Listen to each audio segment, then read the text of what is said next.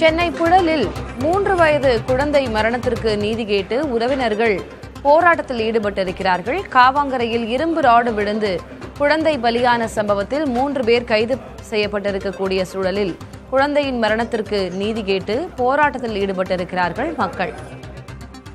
சென்னை புழல் அருகே காவாங்கரையில் 3 வயது குழந்தை மரணத்திற்கு நீதி கேட்டு உறவினர்கள் போராட்டத்தில் ஈடுபட்டிருக்கிறார்கள். இரும்பு ராடு விழுந்து குழந்தை பலியான சம்பவம் அதிர்வலைகளை ஏற்படுத்தியிருக்கிறது. கூடுதல் விவரங்களை வழங்குவதற்காக செய்தியாளர் கிறிஸ்துராஜ் இணைந்திருக்கிறார். கிறிஸ்துராஜ், இது தொடர்பான செய்திகளை நம்ம இன்னைக்கு காலையில இருந்தே பார்த்துக்கிட்டு இருக்கோம். 3 பேர் இது தொடர்பாக கைது செய்யப்பட்டிருக்கிறார்கள். இப்போ குழந்தையுடைய உறவினர்கள், பொதுமக்கள் போராட்டத்தில் ஈடுபட என்ன காரணம்? அவர்கள் தரப்பு கோரிக்கை என்னவாக இருக்கிறது? வணக்கம் திலகவதி.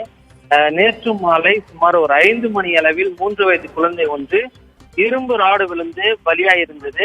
இதனையடுத்து அந்த பகுதியில் இருக்கக்கூடிய பொதுமக்கள் மற்றும் அவர்களுடைய உறவினர்கள் இன்று, அதாவது தற்பொழுது சாலை மறியல் போராட்டத்திற்கு ஈடுபடுவதற்கு முற்பட்டுள்ளனர்.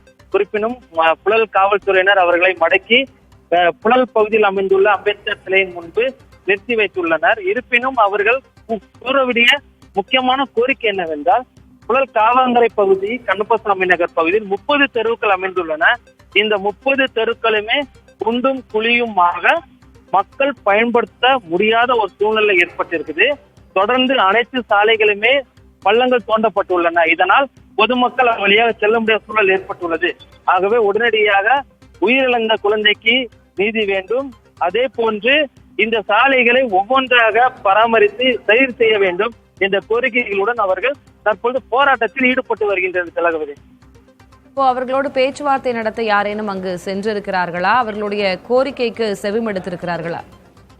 நிச்சயமாக. அதாவது தற்பொழுது புழல் M3 காவல்துறையினுடைய காவல் ஆய்வாளர் தலைமையிலான காவல்துறையினர் அவர்களிடம் பேச்சுவார்த்தையில் ஈடுபட்டு வருகின்றனர்.